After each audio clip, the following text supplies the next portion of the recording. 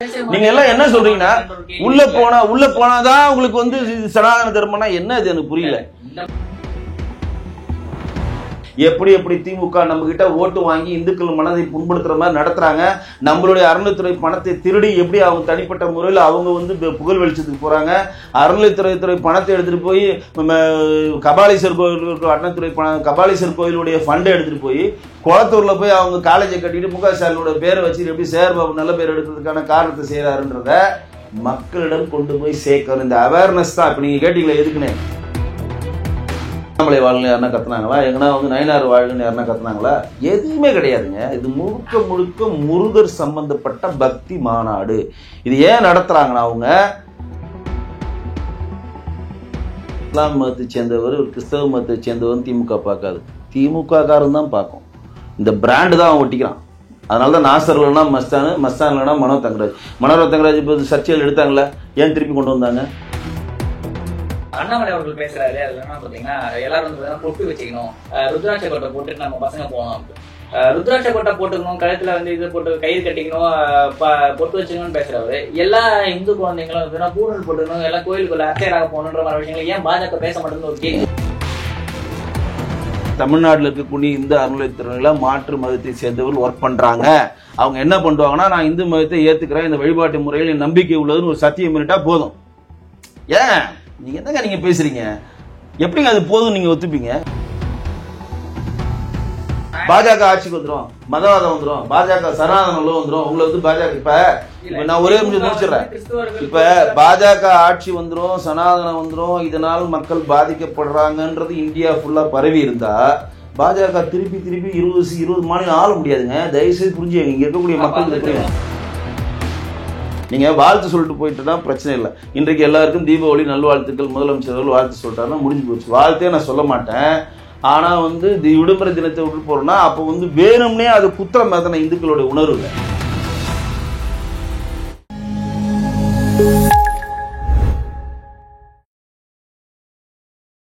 நாதசினர்களுக்கு வணக்கம். அரசியல் பல பரபரப்பான கட்டங்களை கண்டு கொண்டிருக்கிறது. அது குறித்து வதைக்க பாஜகவின் கலை இலக்கிய பிரிவு மாநில செயலாளர் திரு வெங்கடேசன் அவர்கள் வணக்கம் சார். வணக்கம் சார். சார், மதுரையில வந்து பாத்தீங்கன்னா முருகர் மாநாடு நடந்துச்சு. அறுபடை வீடு சார்ந்த மாதிரியான செட்டை கிட்ட எல்லாம் போட்டு பல விஷயங்கள் வந்து பண்ணியிருந்தாங்க. ஆனா இது பாஜகவோட மாநாடா இந்து முன்னணி மாநாடான்னு ஒரு கேள்வி இருக்குல்ல. ஏன் அப்படின்னா இந்து முன்னணின்னு சொல்லிட்டு அங்க இருந்து எல்லா தலைவரும் பாஜகவை சேர்ந்தவர்கள், இவரை தவிர பவன் கல்யாணத்தோ அவங்க ஒரு கட்சி இருக்கு, ஆனா பாஜக கூட்டணி இருக்காரு. இது எப்படி எடுத்துக்கிறது? யார் இருந்தது பாஜக தலைவர்? அண்ணாமலை இருந்தாரு, நயினார் இருந்தாரு, இவங்க பாஜக தலைவர். அவங்க 2 பேரும் இருந்தாங்க. வேற இருந்தது. அந்த பக்கம் ராஜேந்திர பாலாஜி இருந்தாரு, ராஜன் செல்லப்பா இருந்தாரு, கடம்பூர் ராஜ் இருந்தாரு, செல்லூர் ராஜ் இருந்தாரு. அப்ப அது ஏடிஎம்கே மாநாடுன்னு சொல்லுவீங்களா? அண்ணாமலையும் கூட்டணி மாநாடுன்னு எடுத்துக்கலாமா? இல்லைங்க, நல்லா கேட்டுங்க. இந்து முன்னணியோட மாநாடு. இந்து முன்னணி வந்து 5 வருடத்துக்கு ஒரு வாட்டி பொதுக்கூட்டம் நடத்தும். 2015 வந்து கோயம்புத்தூர்ல நடத்தினாங்க. 2020 சென்னையில் நடத்துறதுக்கு பிளான் பண்ணாங்க. அன்னைக்கு வந்து கொரோனா பீரியட் அதனால அதை கேன்சல் ஆனோம்னா 2025 மதுரையில் நடத்தலாம்னு சொல்லிட்டு 2023 அவங்க தீர்மானம் போட்டாங்க. 25 மதுரையில் நடக்கணும் அப்படின்ட்டு. ஏன் மதுரையில் நடக்கணும்னு போனாங்கன்னா அவங்க ஒவ்வொரு ஊரா நடத்துறது தான் அது. இதுக்கேற்ற மாதிரி அங்க திருப்பரங்குன்றம்ன்ற பிரச்சனையும் அங்க வந்துச்சு. அறுபடை வீடுகள்ல இல்ல அங்க உருவாக்குறதுக்கு லோக்கல் பீப்புளுக்கு வந்து பாத்தீங்கன்னா இந்த மாலை நாங்களும் இஸ்லாமியர்களும் வந்து ரொம்ப நாளாவே வந்து ஒன்னாதான் இருக்கும், எங்களுக்கு பிரச்சனையே இல்லை அப்படின்னு சொல்றாங்க. பிரச்சனை இருக்குன்றதுக்குள்ளேயே வரலங்க. அதாவது இந்து முன்னணி தான் இந்த மாநாடு நடத்துறதுக்கான விளக்கத்தை உங்களை கொடுத்துட்டேன். பிரச்சனை இந்து முஸ்லீமுக்கான பிரச்சனை வந்து கோர்ட்ல இருக்காது, அது தனி. இது அறுபடை வீடுகள்ல முதற்படை வீடு திருப்பரங்குன்றமும் கடைசி படை வீடும் பழமுதி சோலையும் இருக்கிறது வந்து மதுரையில் இருக்கு. சங்கம் வைத்த தமிழ் வந்து மதுரை, சரிங்களா? இல்லை அறுபடை வீடுல கடைசி வந்து இதுதான். திருத்தணிகை வந்து அவர் தணிகை செய்த இடம், அவ்வளவுதான். 2வது படை வந்து திருச்செந்தூர், பழனி, பழங்குன்றம், திருச்செந்தூர், பழமுதிர் சோலையுடன் சுவாமிமலை, அழகிய திருத்தணிகை, சரிங்களா? திருத்தணின்றது சூரசம்மாரம் பண்ணி அவர் கடைசியா தணிகை இருப்பார். ஆனா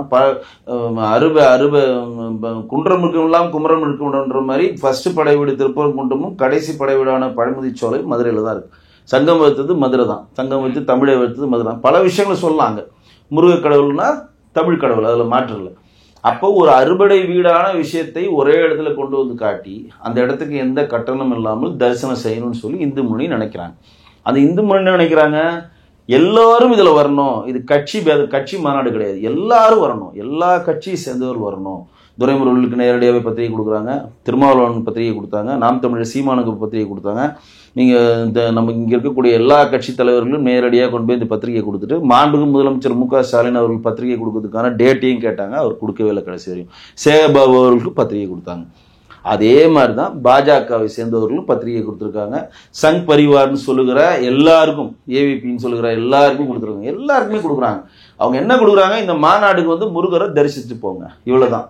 இப்போ பாஜக முன்னு நடத்துனா அங்கே பாஜக கொடி பறக்கணும்ல. இங்கேருந்து போச்சே, இவ்வளோ பஸ்ஸு போச்சே, கிட்டத்தட்ட 6 லட்சம் பேர் கலந்துக்கிட்டான்னு ஒரு டேட்டா சொல்லுது. 6 லட்சம் பேரில் பல்லாயிரக்கணக்கான வாகனங்கள் போச்சு. எந்த வாகனம்னாச்சும் பிஜேபி கொடி இருந்துச்சா? ஒரு சில வாகனங்கள் எங்கேயுமே கிடையாதுங்க. உள்ளே எதுனா பிஜேபி கொடி இருந்துச்சா? எங்கன்னா பாரத் மாதா கி ஜின்னு கோஷம் இருந்துச்சுன்னா? எங்கேயா மோடிஜி வாழ்கன்னு யாருன்னா கத்துனாங்களா? எங்கன்னா வந்து அண்ணாமலை வாழ்கன்னு யாருன்னா கத்துனாங்களா? எங்கன்னா வந்து நயனார் வாழ்கன்னு யாருன்னா கத்துனாங்களா? எதுவுமே கிடையாதுங்க. இது முழுக்க முழுக்க முருகர் சம்பந்தப்பட்ட பக்தி மாநாடு. இது ஏன் நடத்துறாங்கன்னா, அவங்க இந்துக்கள் ஓட்டுன்றது கிடையாது, ஒட்டுமொத்த முருக பக்தர்களையும் ஒட்டுமொத்த இந்துக்களையும் ஒரு கொடையின் கீழே கொண்டு வரணும். இந்த கொடையின் கீழே கொண்டு வராங்க. தேர்தலில் இந்துக்கள் வந்து ஒற்றுமையா வாக்களிக்கணும்ன்ற ஒரு வார்த்தையை கொண்டு வராங்க சொல்றேன். நான் அது சொல்றேன். அதாவது இன்னைக்கு வந்து நீங்க சர்ச்சுக்கு வந்து இந்த சண்டே அன்னைக்கு போனீங்கன்னா அங்க ஃபாதரை வந்து அவங்க தெய்வமா பாக்குறாங்க. எலெக்ஷன் வரப்போ அந்த சர்ச்சு ஃபாதர் என்ன சொல்றாங்களோ அதெல்லாம் அங்க இருக்கக்கூடிய கிறிஸ்டியானிட்டி மக்கள் கேட்கறாங்களா இல்லையா? அதில் மாற்றம் இல்லை.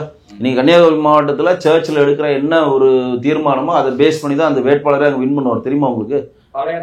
ரைட்டா? அதே மாதிரி இஸ்லாமிய சகோதரி நீங்க போங்க, மட்டும் கிடையாது, கோயில்ல எழுதி ஊரா பேசி இல்ல, அது தனிங்க. நான் சொல்றது ஃபாதரா அவங்க தெய்வமா பாக்குறாங்க, அவர் சொல்றதை கேட்கறாங்க.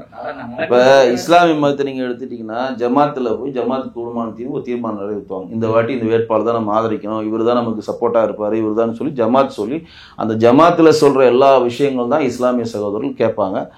கம்பல்சரி ஓட்டு போட போகணும், இவருக்கு தான் வாக்களிக்கணும், இவங்க தான் நல்லது செஞ்சிருக்காங்க, இனிமேல் நம்ம சரி நமக்கு சொல்லியிருக்காங்கன்றத அவங்க சொல்லுவாங்க. இப்ப இந்துக்கள்ல இருக்கக்கூடிய சாமியார்கள், இந்துக்கள் இருக்கக்கூடிய அறநிலை சம்பந்தப்பட்ட ஆட்கள் இருக்கக்கூடிய மடாதிபதிகளோ பீடாதிபதிகளோ சிவாச்சாரிகளோ யாருன்னா ஒருத்தர் போய் இந்துக்கள்கிட்ட சொல்லி இவர் தான் ஓட்டலின்னு சொன்னா எவனா ஓட்டு போடுறானா? நான் சொல்ற நல்ல பாயிண்ட். யாருன்னா ஓட்டு போடுறானா? அது ஏன் ஓட்டு போடலன்ற கேள்வியை விடுங்க. போடுறானா?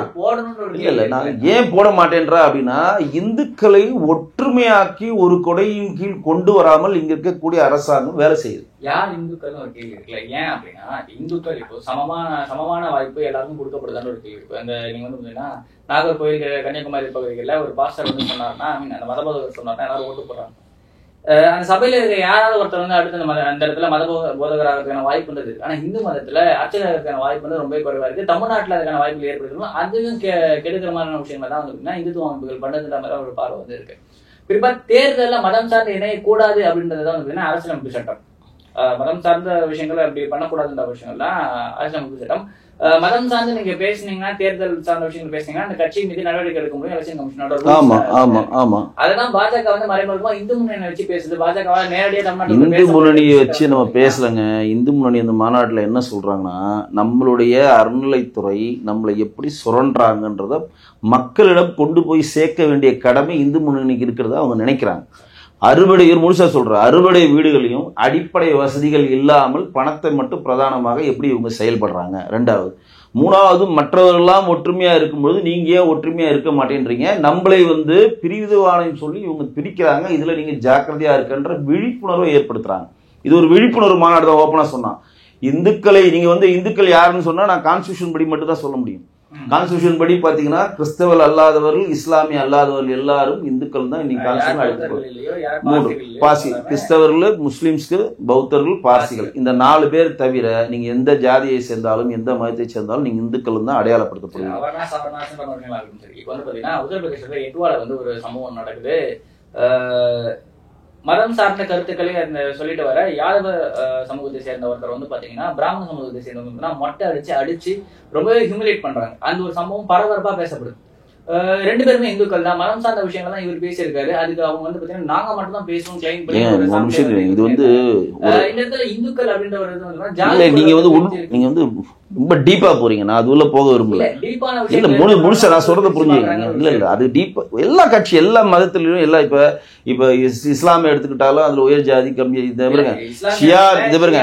இன்னைக்கு வக்புல வந்து சியாவும் சன்னியும் தவிர வேற யாருமே உள்ள வர முடியாது. வக்புல இன்னைக்குதான் போரா வந்து போரா கொண்டு வந்திருக்கா, மறைக்கார் கொண்டு இல்ல சொல்றேன் முழுசா சொல்றேன். இவங்க எல்லாம் கொண்டு வராங்க. அதே மாதிரி கிறிஸ்தவத்திலே இருக்கு. கிறிஸ்தவத்திலே தலித் கிறிஸ்தவர்களுக்கு பாதுகாக்க முடியலன்னு ஒரு தனி குரூப் பண்ணிட்டு இருக்காங்க. ரீசெண்டா வந்து திருமாவளவன் அவர்கள் நடந்த மாநாட்டுல வந்து பாத்தீங்கன்னா மதம் மாறின தலித்துகளுக்கு வந்து பாத்தீங்கன்னா இடஒதுக்கீடு வேணுன்ற அதெல்லாம் நடக்காதுங்க. கான்ஸ்டியூஷன் நடக்காதுங்க. அது விட்டுருங்க. நான் கேட்கறது எல்லா இதுலயும் இது இருக்குங்க. ரொம்ப டீப்பா போனா இரண்டு ஜாதி இது பாருங்க. ஒரு ஊர் உள்ள போனா 2 ஜாதிகளுக்கு பிரச்சனை இருக்கும். ஒரு மாவட்டத்துல போனா 2 மதத்துக்கு பிரச்சனை இருக்கும். அது உள்ள போக விரும்பல. நம்ம சொல்றது நம்ம அதை சொல்லவே விரும்பல. நம்ம என்ன சொல்ல விரும்புறோம்னா நம்ம தமிழ்நாட்டில் இருக்கக்கூடிய கோயில்களில் என்னென்ன அக்கிரமங்கள் நடக்குதுன்றதை இந்துக்களுக்கு கொண்டு போய் சேர்க்கணும் அப்படின்றத அது ஒரு பிரதான அக்கிரமங்களை இந்துக்களுக்கு எதிராக நடக்குது. இப்ப மேல்பாதி கோயில்ல பட்டியல் சமூகத்தை சேர்ந்த இந்துக்களால போக முடியல. இந்த மாதிரி பல இடங்கள்ல கோயில் இருக்கு. அதெல்லாம் யார் காரணம் நீங்க சொல்லுங்க. அரசாங்கம் யார்கிட்ட இருக்கு? அரசாங்கம் யார்கிட்ட இருக்கு? அன்னைக்கு வந்து ஆர்எஸ்எஸ் வந்துருங்க. ஆர்எஸ்எஸ் அன்னைக்கு அதே மீட்டிங்ல ஆர்எஸ்எஸ் சவுத் ஜோனுடைய காரியகர்த்தா பேசுறாரு. என்னென்ன பேசுறாருன்னா ஷாம் பிரகாஷ் முகர்ஜி ஆகட்டும் இல்ல ஹைபிரா மேடேகர்களாகலாம் அவங்க வந்து பல இடத்துல பேசப்பட்ட தீர்மானங்கள முக்கியமான ஒரு தீர்மானம் என்னன்னா பட்டியலின சகோதரருக்கு தனி சுடுகாடுன்ற கான்செப்டை எடுக்கணும். எல்லா பட்டியலின சகோதரர்களும் கோயில்களில் சம வாய்ப்பு கொடுக்கணும். ஒரு பட்டியலினர் கூட தான் வந்து தாழ்த்தப்பட்டவர்ன்ற ஒரு கட்டமைப்பை இங்க இருக்கக்கூடிய யாரையும் ஏற்படுத்தக்கூடாது அப்படின்றத இல்ல இது அவங்க தீர்மானமா போட்டதை அவங்க சொல்றாங்க. நல்லா கேட்டுங்க. அவங்கள்ட்ட அதிகாரம் கிடையாது. நீங்க ஆர்எஸ்எஸ்க்கு எந்த அதிகாரம் கிடையாது. அது ஒரு அமைப்பு, இந்துக்கள் சார்ந்த ஒரு அமைப்பு. அப்ப இங்க நீங்க சொல்றீங்க பாருங்க, மேல்பாதி ஆகட்டும் திரௌபதி அம்மன் கோயில் ஆகட்டும் இங்கெல்லாம் யார்கிட்ட இருக்கு இந்த அரசாங்கம்? அரசாங்கம் யார்கிட்ட இருக்குங்க? தமிழ்நாடு கவர்மெண்ட் இருக்குங்க. இதை நீங்க தமிழ்நாடு கவர்மெண்ட் தான் கேட்கணும். நாங்கள் வந்து பட்டியலின சகோதரர்கள் எல்லா இடத்துக்கும் வரணும். இன்னைக்கு அது கூட மீனாட்சி பட்டியலினம் சார்ந்த சம்பவங்கள் பட்டியலின மக்கள் தாக்கப்படுறதோ மத்த மதத்தினர் தாக்கப்படுறதோ தமிழ்நாட்டில் மட்டும் நடக்கும். இல்ல பாஜக ஆளும் மாநிலங்கள் டபுள் இன்ஜின் சட்டம் சொல்லப்பட பல மாநிலங்கள் நடக்குது. நான் இப்ப ஃபர்ஸ்ட் சொல்ல எட்வா சம்பவம் யூபியில தான் நடக்குது. குறிப்பா அந்த இடத்துல வந்து முதல்வர் யோகி ஆதித்யநாத் அவர் சார்ந்த விஷயங்கள் நம்ம பார்க்க வேண்டியதா இருக்கு. அந்த மாதிரி ஒரு மதகுருவே ஆள்ற ஒரு இடத்துலயுமே இந்த மாதிரி சமூகங்கள் நான் வந்து அந்த மாதிரி கேடுங்க. 140 கோடி மக்கள் இதுல நீங்க சொல்ற ரேஷியோ எல்லாம் ஒரு பாயிண்ட் ஒன்று கூட கிடையாதுங்க. அதெல்லாம் பூதாகரமா பேச வேண்டியது. எவனோ 2 கிறுக்கணங்க அடிச்சுக்கிட்டதை வச்சு ஒட்டுமொத்த கட்சியினுடைய கட்டமைப்பு சொல்ல ஏதோ ஒரு விஷயம் சமூக ராமஜெயம் மாதிரியான சமூகம் நடக்கிறத வச்சு இந்துக்கள் பாதிக்கப்படுறாங்க இல்ல. நம்ம அது சொல்லுங்க. ஒட்டுமொத்த நாட்டுல வந்து ஏதோ ஒரு இடத்துல ஒரு 2 இடத்துல நடக்கிறத வச்சு அந்த கட்சியினுடைய கோட்பாடா நீங்க எடுத்துட்டு போக முடியாது. கட்சியோட கோட்பாடா தான் தீர்மானமா சொல்றாங்க. அது நான் சொல்லல. அன்னைக்கு முருகர் மாநாட்டிலே சொல்றாரு அவரு. இந்த மாதிரி பட்டியலின சகோதரருக்கு தனி சுடுகாடுன்ற கான்செப்டை ஒழிக்கப்படணும். பட்டியலின சகோதரருக்கு உயர் பதவிகளுக்கு வரணும். பட்டியலின சகோதரர்களுக்கு எல்லா கோயில்களும் நுழையணுன்றத தீர்மானம் எந்த வருஷத்துல போட்டது முதற்கொண்டு பொதுவெளியில சொல்றாங்க. இப்ப நீங்க லோக்கல் நடக்கிற இஷ்யூ 2 ஜாதிகளுக்கான ஒரு இஷ்யூ. திரௌபதி இஷ்யூ ஆகட்டும், இன்னொரு சொன்னீங்களா இது என்ன காடு இது இப்ப வடக்காடு அங்க நடந்த இஷ்யூ 2 ஜாதிகளுக்கான விஷயத்துல ரொம்ப ஜாக்கிரதையா தான் தமிழ்நாடு கவர்மெண்ட் ஹேண்டில் பண்ணணும். அதையும் சொல்றேன்.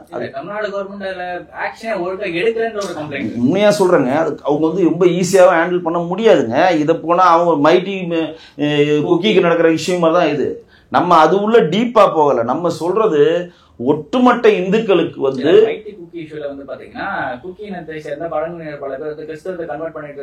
இல்லைங்க. அது வந்து இவங்களை சப்போர்ட் பண்ணா அவங்க கோச்சிக்கிறாங்க, அவங்கள சப்போர்ட் பண்ணா இவங்க கோச்சிக்கிறாங்கன்னு ஜனாதிபதி ஆட்சிகள் கொண்டு வந்தது. ஏன்னா ஒரு குறிப்பிட்ட சமூகத்தை சேர்ந்தவர் தான் முதலமைச்சர் இருந்தாரு. அது ஒரு பெரிய பிரச்சனையாச்சுன்னு சொன்னதான் ஜனாதிபதி ஆட்சி அமல்படுத்திருக்காங்க. இப்ப மறுபடியும் கேட்டிருக்காங்க தனி ட்ராக்.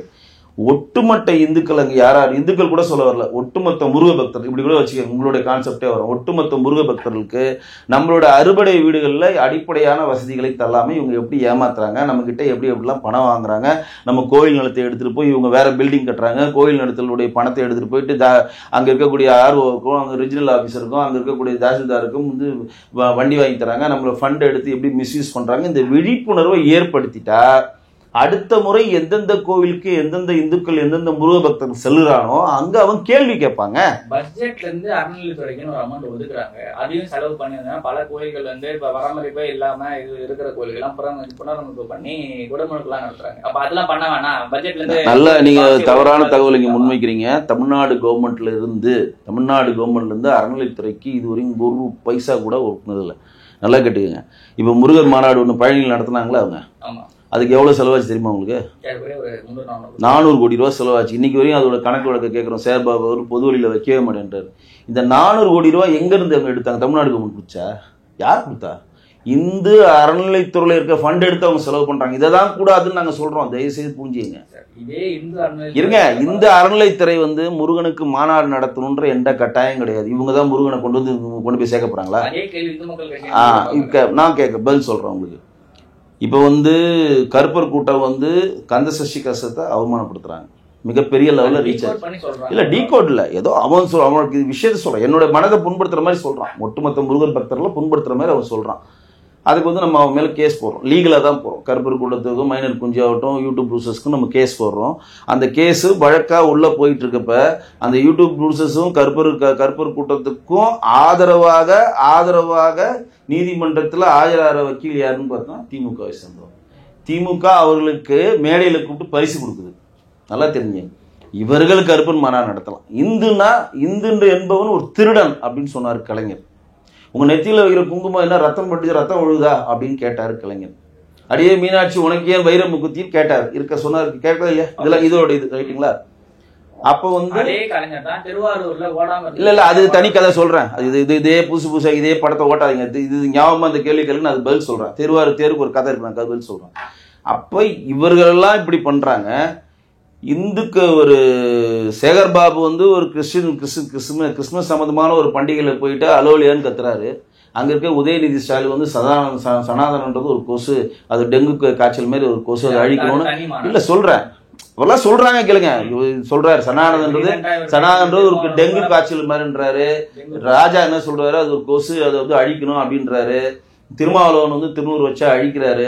எந்த கூம்பு வடிவில் இருந்தால் சர்ச்சு, உருளை வடிவில் இருந்தால் மசூதி, ஆபாச சிலைகள் எங்க இருக்கிறதோ அதுதான் வந்து இந்து கோயில்கள் சொல்லலாம். ஒரு இந்து கோயில் இடிச்சிங்கன்னா பௌத்த கண்டென்ட் எடுக்கலான்னு அவர் சொல்றாரு. இதெல்லாம் இருக்கு, நல்லா கேட்டுங்க. இந்த இவர்கள் எல்லாம் மாண்பு முதலமைச்சர் வந்து பசுமன் முத்துராமலிங்க ஐயாவுடைய நினைவிடத்துக்கு போய் குங்குமம் விபதி பூசினா கீழே கொட்டுறாரு. ஸ்ரீரங்கத்தில் போய் குங்குமம் பூசினா உடனே அழிக்கிறாரு. அவங்களோட தனிப்பட்ட முழுசா சொல்றேன் கேளுங்க. இதெல்லாம் பண்றவங்களுக்கு இந்து முருகர் மாநாடு நடத்துறது தகுதி இருக்குன்னா டெய்லி முருகரை பூஜிக்கிறவங்க நடத்த தகுதி இல்லையா? நான் கேட்கறது ஒரே கேள்வி தானே. இதெல்லாம் பண்றாங்க. ஒட்டுமொத்த இந்துக்களை நீங்க இழிவுபடுத்துறீங்க, ஒட்டுமொத்த இந்துக்களை கேவலப்படுத்துறீங்க, ஒட்டுமொத்த முருகர் படத்திலே அசிங்கப்படுத்துறீங்க. நீங்களே இந்துக்களுக்கு ஒன்றுமே எடுக்கணும், முருகருக்கான ஒரு மாநாடு நடத்தணும் அப்படின்னு சொல்லி என் வீட்டு பணத்தை எடுத்து 400 கோடி ரூபாய் இருங்க, என் வீட்டு பணம் 400 கோடி ரூபாய் எடுத்து நீங்க மலேசியால இருந்து அவனை கூப்பிட்டு வந்தா, சிங்கப்பூர்ல இருந்து இவனை கூப்பிட்டு வந்தோம்னு சொல்லி நடத்துறீங்க. உங்களுக்கே அந்த தகுதி இருக்கிறப்ப முருகருக்கானால காவடிகள் உனை தேடி ஆடி வரும், கால்நடையாய் பக்தர் கூட்டம் கோடி வரும். பாஜக வரதுக்கு முன்னாடி வரைக்கும் தமிழ்நாட்டுல முருகர் யாரும் கண்டுக்காத மாதிரி, இப்பதான் முருகர் கண்டுக்கிற மாதிரி. நாங்க நல்ல கேளுங்க, எங்க கிட்ட முருகரை தைப்பூசத்துக்கு யார் பொது உரிமை, தைப்பூசத்துக்கு பொது உரிமை யார் விட்டது? நீங்க திமுக முருக பக்தர் தான் நீங்களாம். அதிமுக ஏன் உள்ள 1967 நீங்க ஆட்சிக்கு வந்தீங்க, ஏன் நீங்க பொது உரிமை தைப்பூசம் தான் முருக பக்தராச்சே? 67 கிட்டத்தட்ட 50 வருஷம் ஆண்டுங்க, ஒரு நாள் விட வேண்டியதுனா ஏன் விடல? ரைட்டா? அப்ப நீங்க முருகருக்காக ஒண்ணும் செய்யல. இப்ப நான் சொல்றேன் கேளுங்க, இப்ப நான் சொல்லுங்க, முருகரை வந்து இல்ல ஒரு நிமிஷம் சொல்றேன். முருகர் வந்து பாஜக எடுக்கல, வேலை பாஜக எடுக்கல. கருப்பர் கூட்டம் வந்து இல்லங்க, கருப்பர் கூட்டம் முருகரையும் சென்னிமலையும் நம்ம திருப்பரங்குன்ற மலையும் நம்ம சந்தசஷ்டி கவசத்தையும் கருப்பர் கூட்டம் இழிவுபடுத்துறதுனால வேலை எடுத்து எங்களுக்கு அவங்க கொடுக்குறாங்க. யாரு? திமுக கொடுக்குது. இணையத்துல ஒரு விஷயம் பாத்துருந்தேன்.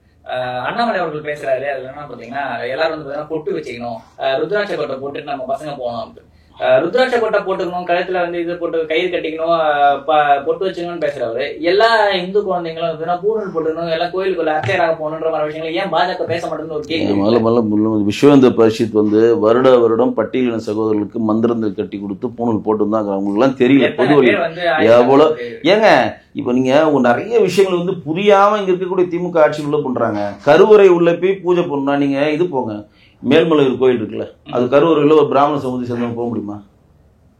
சொல்லுங்க. போக முடியுமா? நான் கேட்கறது போக முடியாது. ஏன்னா அது மீனவர்களுக்காக பாத்தியப்பட்ட ஒரு கோயில். இந்த மாதிரி ஒவ்வொரு கோயிலுக்கும் இப்ப வந்து இது இருக்குல்ல, பழனிமலை இருந்துச்சு, அது பண்டாரங்கள் இருந்துச்சு ஒரு காலத்துல. இப்பதான் பிராமண சமூகம் உள்ள இருக்காங்க. ஒரு காலத்துல பண்டாரங்கள் மட்டும் தான். இன்னைக்கு குன்னக்குடி மலை சொல்றேன், காரைக்குடியில் குன்னக்குடி மலை பண்டாரங்கள் தான் பண்றாங்க. ஏன்னா வழி வழியா அவங்கள்ட்ட இருக்க ஆகம விதி. ஏங்க அது தனிங்க. நான் சொல்றது மாற்று மதத்தை சேர்ந்த நிறைய இதுல தேவேந்திர குல வேளாளர்கள் பூஜா இருக்காங்க. இன்னும் நான் சொல்றது புரியல. அப்படின்லாம் சட்டம் கிடையாதுங்க. நல்லா கேளுங்க. அது வந்து வழி வழியா வருதா சொல்றேன். இப்ப ராமநாதபுரத்துல பண்றாங்களே, இப்ப ராமேஸ்வரம் கோயில்ல ராமேஸ்வரத்துல இருக்க கோயில் இருக்குல்ல, அந்த ராமேஸ்வரம் கோயில்ல உள்ள பூஜாரி எந்த நாட்டை சேர்ந்தவங்க தெரியுமா உங்களுக்கு? தெரியுமா? சில கோயில்ல நேபாள் வழி வந்தவங்களும் அங்க சில கோயில்ல பூஜை பண்றாங்க தெரியுமா? மகாராஷ்டிரால வழி வந்தவங்களும் அவங்க தவிர யாருமே போக முடியாது. மோடிஜி வந்தாரு, நேரா கரூர்ல உள்ள போய் உட்காந்துட்டாரு. மோடிஜி ராமேஸ்வரத்துல போய் தரிசனம் பண்ணாரு, நேரா கரூர்ல போய் உட்காந்துறாரு. அவர் நாட்டுடைய பிரதமர், இந்தியாவினுடைய மிகப்பெரிய உயர் பதவியில் இருக்காரு, நேரா போய் உட்காந்துறா. ஏங்க அது நான் சொல்றேன். ஏங்க அயோத்தி ராமர் ரெஜிஸ்டர் பண்ற அடுத்த கதை இல்லைங்க. நான் கேட்கறது அங்க போனாங்களான்னு தான் கேட்கறேன். இது வந்து போகாத ஒரு வழி தேடிட்டு இருக்கிறீங்க எல்லாரும். இது பாருங்க, இந்த உலகத்தில் பிறந்தவர்கள் எல்லாரும் அதனால தான் நீங்க சொல்றோம் பட்டியலின சகோதரர்கள் பூஜை பண்ணலாம், அர்ச்சனை பண்ணலாம், தமிழ்ல அர்ச்சனை பண்ணுங்க, எல்லாம் வரவே இருக்கிறோம். அதெல்லாம் மாற்றே இல்லை. நீங்க எல்லாம் என்ன சொல்றீங்கன்னா உள்ள போனாதான் உங்களுக்கு வந்து சனாதன தர்மம்னா என்ன? இது எனக்கு புரியல. இப்ப தேவேந்திர குல வேளாளர்கள் எவ்வளவோ கோயில்ல பண்றாங்க. இப்ப எங்க ஊருக்கு பூஜாரி கோயில்ல சின்ன சின்ன கோயில்கள், எல்லை கோயில் இருக்கிறது எல்லாமே எல்லா இதுலயும் பிள்ளைமார் பண்ணுவாங்க, வேளாளர் பண்ணுவாங்க, பண்டாரம் பண்ணுவாங்க, விஸ்வகர்மாக்கள் பண்ணுவாங்க. எல்லா ஜாதிகளும் அதற்கு பாக்கியப்பட்ட தெய்வங்களுக்கு உள்ள போயிட்டு அர்ச்சனை பண்றாங்க, விதி கொடுக்குறாங்க, எல்லா விஷயமும் பண்ணிட்டு தான் இருக்காங்க. ஆனா இந்த மாதிரி விஷயங்களை இந்து முன்னணியும் பாஜக ஏன் பேச மாட்டேங்குது? ஏன் பேசலங்க? என்னங்க, நான் விஸ்வ இந்து பரிஷத் வந்து ரொம்ப காலமா பண்ணிட்டு இருக்காங்க.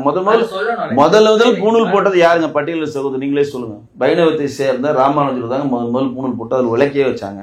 இது நான் சொல்ல, கலைஞரே வசனம் இது பண்ணிருக்கேன் சரிங்களா? விஸ்வ இந்து பரிஷத்துல இருக்கக்கூடியவர்கள் வருடம் பட்டியலின சகோதரர்களுக்கு பூணூல் போடுவாங்க. இது இப்ப இல்ல, ரொம்ப காலம். இங்க இருக்கக்கூடிய மீடியாஸ் அதை ஹைலைட் பண்ணல. இங்க இருக்கக்கூடிய என்ன பண்றாங்கன்னா, கருவூல திரௌபதி முர்மு உள்ள, கருவறைக்குள்ள மோடியை உள்ள, அதனால இவங்க அப்படி இவங்க சொல்றாங்க. அப்படி கிடையாதுங்க. அவங்களுக்கு பாத்தியப்பட்டது, அவங்களுடைய பவர்ஸ் அதுன்னு அவங்க வச்சிருக்காங்க, அவ்வளவுதான்.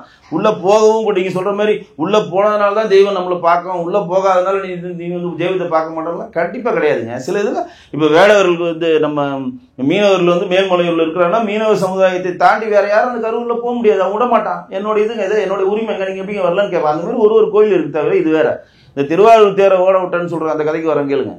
திருவாரூர் தேர் வந்து செஞ்சு இழுக்க முடிஞ்சாங்க. ஒரு கட்டத்துக்கு மேல மனிதனால அது இழுக்க முடியாதுன்னு ஒரு பிரச்சனை வருது. மனிதர்களாக அந்த தேரை இழுக்க முடியாது. அவ்வளோ பெரிய தேர் 90 அடின்றாங்க. அது அந்த தேரை இழுக்க முடியல. அப்புறம் விட்டுட்டாங்க. அந்த தேரை வந்து ஆடாம வசியாம ஒரே இடத்துல நிக்கிறப்ப கலைஞர் ஆட்சிக்கு வர்றாரு. இவங்க 1967 வந்து 72 அவர் மறுபடியும் அண்ணாதுரை இறந்த பிறகு ஒரு எலெக்ஷன் வரப்ப இந்த தேரை ஓட வைக்கணும்னு வரப்ப கலைஞர் வந்து ஓட வைக்கல. பெல் நிறுவனத்தை சேர்ந்த தலைமை அதிகாரி ஒருத்தர் இருந்த சுப்பிரமணியன் ஒரு பேரு, தியாகராஜா பாபு, முழுசா சொல்றேன், தியாகராஜருடைய மிகப்பெரிய ஒரு பக்திமானவர். அவர் வந்து கலைஞர்கிட்ட ஒரு டிராப் கொடுக்குறாரு, இந்த தேரை நான் ஓட வைக்கிறேன்னு கேட்கிறாரு. ஓட வைங்க அப்படின்னு சொல்றப்ப அவர் சொல்ற, இந்த தேரை வந்து மனிதரால் இழுக்க முடியாதுங்க, பயங்கர வெயிட், இது ஹைட்டு, இது இழுக்க முடியாதுங்க, மிஷினரியாக தான் அதை பண்ண முடியும்னு சொல்லி வைக்கிறப்ப, இது நீங்க வந்து தமிழ்நாடு கவர்மெண்ட் சப்போர்ட் பண்ணா இதை பண்ணலான்றப்ப இதுக்கு இந்த வேலைலாம் பண்ண முடியாதுன்னு சொல்லி கவர்மெண்ட்டுக்கு ஓரம் கட்டிடுச்சு. நல்லா கேட்டு கலைஞர் வந்து இன்ட்ரெஸ்ட் காட்டல. இந்த பெல் நிறுவனத்தில் மிகப்பெரிய ஒரு கடவுளுடைய அர்ப்பணிப்போடு அவர் இருந்ததுனால தன் சக தோழர்களிடம் இது சொல்றார், இந்த மாதிரி இதை நம்ம பண்ணலான்ட்டு தமிழ்நாடு கவர்மெண்ட் பெரிய இன்ட்ரெஸ்ட் காட்டல அப்படின்றப்ப இது பேசும் பொருளாவது நிறைய பத்திரிகைகள் வருது. ஒரு ஆப்ஷன்ஸ் இங்கே கொடுக்குறப்ப நீங்க ஏன் பண்ண மாட்டேன்றீங்கன்றப்ப கலைஞருக்கு மிகப்பெரிய ஒரு அழுத்தம் வருது. இவங்க என்னப்பா அழுத்தம் வரப்ப என்ன பண்ணுவாங்க, கலைஞர் யார்ப்பா சொல்றது, கூடுப்பா வர, ஏற்கனவே வந்து பார்த்துட்டு போனா சொல்லி கூப்பிடுறாங்க. மறுபடியும் அவர் வரார். என்னப்பா நீ பண்றப்ப அவர் சொல்றாரு, உங்களுக்கு தமிழ்நாடு கவர்மெண்ட் வந்து உங்கள்ட்ட எங்களுக்கு ஒரு பைசா வேணாம், அனுமதியை மட்டும் கொடுங்க, நாங்கள் ஓட வைக்கிறோம்.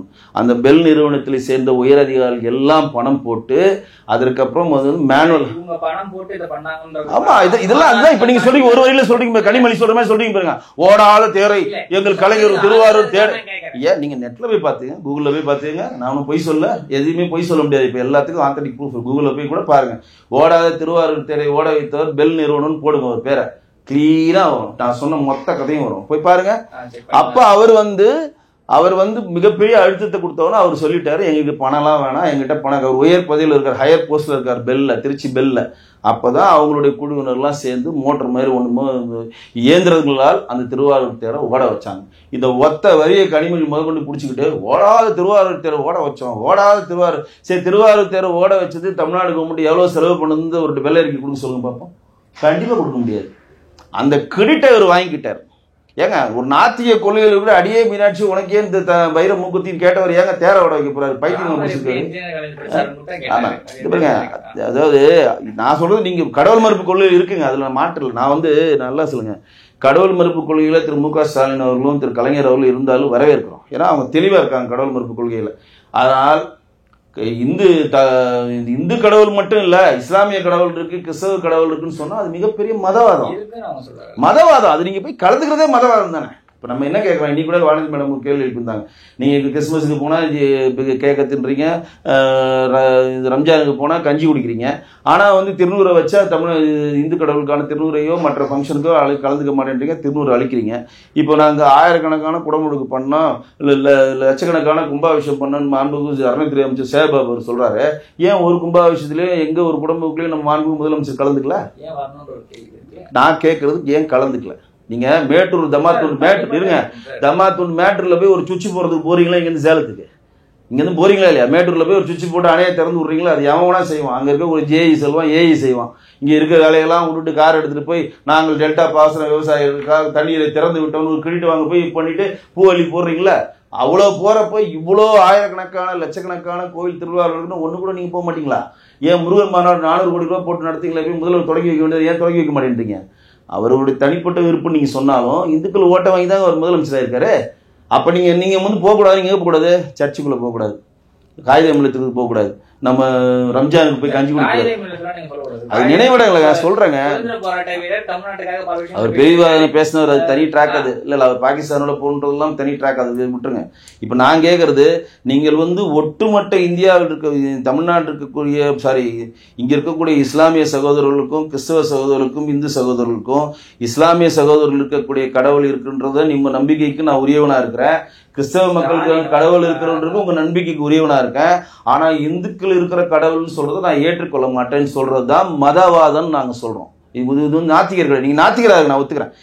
நீங்க நாத்திகரா இருந்தா நம்மள வரவேற்கிறேன். எவ்வளவு பேர் நாத்திக மக்கள்லாம் கூட நாத்திகம் சொல்லுவாங்க, நாங்க வரவேற்கிறோம். நாத்திகர்னா என்ன? கடவுள் இல்லைன்ற ஒரே இதுல நின்றுங்க, நாங்க எதுவுமே பேச மாட்டோம்.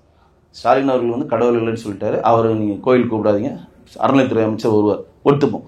ஆனா இந்த 2 கடவுள் இருக்கு, மற்ற கடவுள்லாம் இருக்கு, இந்து கடவுள் இருக்கு நீங்க சொல்றீங்களா, அது வந்து இந்துக்களுக்கு பாதிக்கும். ஏன்னா நம்புறேன், அது உண்மை பொய்ன்ற கான்செப்டை விட்டுருங்க. நீங்க சொல்ற மாதிரி அது பொய்யா இருக்கலாம், உண்மையா இருக்கலாம், சிவபெருமான் இருக்காரா, முருகர் இருக்காரா, ராமர் இருக்காரா, அதெல்லாம் தனிப்பட்ட சர்ச்சையா போகலாம். ஆனா நான் நம்புறேன். எத்தனை பேர் நம்புறேன்? 85% மக்கள் இங்க நம்புறோம். அந்த 85% மக்களும் ஓட்டளிச்சிருக்கோம். உங்களுக்கு எங்களுடைய உணர்வுகளுக்கு நீங்க மதிப்பு கொடுங்கன்னு தான் நாங்க சொல்றோம். நாங்க ஒரு வாழ்த்து சொல்லிட்டு போங்க, என்ன ஆயிட்ட போகுது உங்களுக்கு? பொங்கல் வாழ்த்துக்கள் சொல்லிட்டு போங்க. ஏன் விடுமுறை தினத்தை முன்னிட்டு உங்களுக்கு சொந்தமான டிவியில போடுறீங்க? இல்லைங்க, விநாயகர் சதுர்த்தி ஆகட்டும், எந்தெந்த பண்டிகை வந்தாலும் விடுமுறை தினத்தை முன்னிட்டு அவங்க போடுறப்ப இந்துக்களை காயப்படுத்துறீங்களே. நான் சொல்றது நல்லா புரிஞ்சுங்க. நீங்க வாழ்த்து சொல்லிட்டு போயிட்டுனா பிரச்சனை இல்லை. இன்றைக்கு எல்லாருக்கும் தீபாவளி நல்வாழ்த்துக்கள், முதலமைச்சர் வாழ்த்து சொல்லிட்டாருன்னா முடிஞ்சு போச்சு. வாழ்த்தே நான் சொல்ல மாட்டேன். ஆனா வந்து விடுமுறை தினத்தை விட்டு போறோம்னா அப்ப வந்து வேணும்னே அது குற்றம் தானே இந்துக்களுடைய உணர்வு இல்லை. அதை தான் தவிர்க்கப்படணும். முதலமைச்சர் கேட்கணும். 50 வருஷமா திமுக பண்ணிட்டு இருக்கா. இந்துக்களோட மனம் உண்மையாவே புண்பட்டு குற்றமா இருந்ததுன்னா அதுக்குதான் இந்த முருகர் மாநாடு. அதுக்குதான் இந்த முருகர் மாநாடு. நீங்க ஏன் கேட்டீங்களா? இந்த முருகர் மாநாடு இந்த அவேர்னஸை கொண்டு போய் சேர்க்கணும். இந்த அவேர்னஸை எப்படி திமுக நம்ம கிட்ட ஓட்டு வாங்கி இந்துக்கள் மனதை புண்படுத்துற மாதிரி நடத்துறாங்க. நம்மளுடைய அறநிலையத்துறை பணத்தை திருடி எப்படி அவங்க தனிப்பட்ட முறையில் அவங்க வந்து புகழ் வெளிச்சத்துக்கு போறாங்க. அறநிலையத்துறை பணத்தை எடுத்துட்டு போய் கபாலீஸ்வர் கோயில், அறநிலையத்துறை கபாலீஸ்வர் கோயிலுடைய ஃபண்டை எடுத்துட்டு போய் குளத்தூர்ல போய் அவங்க காலேஜை கட்டிட்டு மு.க. ஸ்டாலினோட பேரை வச்சு எப்படி சேகர்பாபு நல்ல பேர் எடுக்கிறதுக்கான காரணத்தை செய்யறாருன்றத மக்களிடம் கொண்டு போய் சேர்க்கணும். இந்த அவேர்னஸ் தான். இப்ப நீங்க கேட்டீங்களா எதுக்குன்னு, இவ்வளவு நாள் திமுக ஜெயிக்கலையா, மு.க. ஸ்டாலின் இப்பயா வாழ்த்து சொல்லிட்டு ஒத்துக்கிறேன். அந்த அவேர்னஸ் மக்களிடம் இப்ப வர தலைமுறை எல்லாம் படிச்ச தலைமுறை விஷயங்கள் ஓகே, அவேர்னஸ் மாதிரி இருக்கு. ஆனா தேர்தலில் வந்து இந்துக்கள் ஒன்னா ஓட்டு போடணும்ன்றது அவேர்னஸ் மாதிரி தெரியும். ஒரு ஆக்வர்டான மொமெண்ட் மாதிரி தெரியுது. தேர்தலில் வந்து ஒரு மதம் சார்ந்து நீங்க ஓட்டு போடணும்னு சொல்றது ஒரு ஆக்வர்டான ஒரு மொமெண்டா தான் தெரியும். இல்லங்க, இப்ப வந்து திமுக வந்து எந்த விஷயத்த சிறுபான்மைக்கு எதிராக திமுக எதனா ஒரு விஷயம் செயல்படுதா? என்ஆர்சி, என்பிஆர்எம், சிஎம் கொண்டு வந்தாங்க. ஒரு முஸ்லீம்களோட குடிமக்களுடைய உரிமைகள் கூட பதிக்கப்படாது, குடியுரிமை படிக்கப்படாதுன்னு சொல்றோம். இதுவரை இந்தியாவில் அவங்க கொண்டு வந்து கிட்டத்தட்ட 5 வருஷம் ஆயிடுச்சு. என்ஆர்சி, என்பிஆர்எம் கொண்டு வந்து எம்பி எலெக்ஷன்லயோ எம்எல்ஏ எலெக்ஷன்ல பெருவாரியான சீட்டே தரது யாராவது ஒருத்தர் 2 பேர் கணக்கு. அது வந்து முஸ்லீம் சகோதரர் தெரிஞ்சுக்கணுங்க. இன்னைக்கு திமுகவுடைய குழு இருக்குல்ல, அவங்களுடைய கட்டமைப்பு இருக்குல்ல, தலைவர், செயலாளர், பொருளாளர், துணைத் தலைவர், துணை செயலாளர், அவங்களுக்கு யாருன்னா ஒருத்தருக்கு ஒரு முஸ்லீம் பிரதிநிதி கொடுத்துருக்காங்களா? கொடுக்கல, கொடுக்க மாட்டாங்க. அவங்க அதாவது இஸ்லாமிய சகோதரர்களுக்கே ஒரு அவேர்னஸ் தான் நான் சொல்றேன். போலியா உங்களை எப்படிமா ஏமாத்துறாங்க? நல்லா இருக்குங்க. பாஜக ஆட்சிக்கு வந்துடும், மதவாதம் வந்துடும், பாஜக சனாதனம் வந்துடும், உங்களை வந்து பாஜக இப்ப நான் ஒரே நிமிஷம் முடிச்சிடறேன்.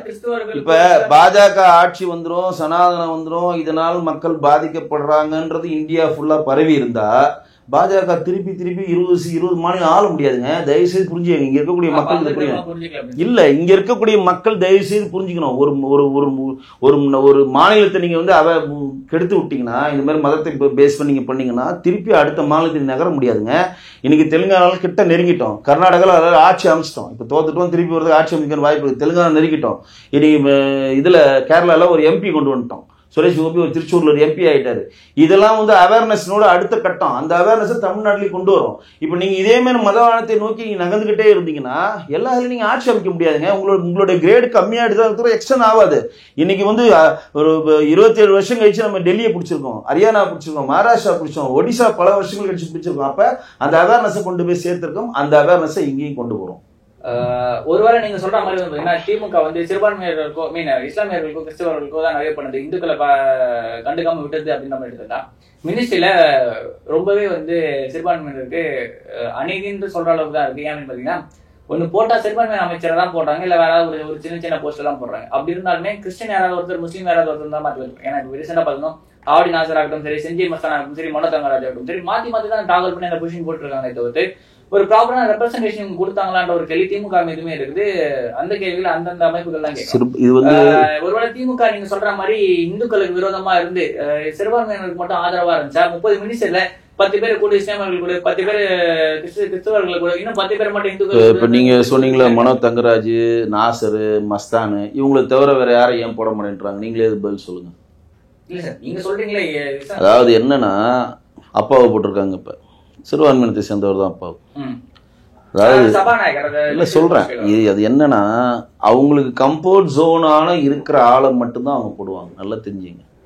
அவங்க வந்து அந்த இடத்துல வந்து இவர் இஸ்லாம் மதத்தை சேர்ந்தவர், இவர் கிறிஸ்தவ மதத்தை சேர்ந்தவர் திமுக பார்க்காது. திமுக காரன் தான் பார்க்கும். இந்த பிராண்டு தான் அவன் ஒட்டிக்கிறான்.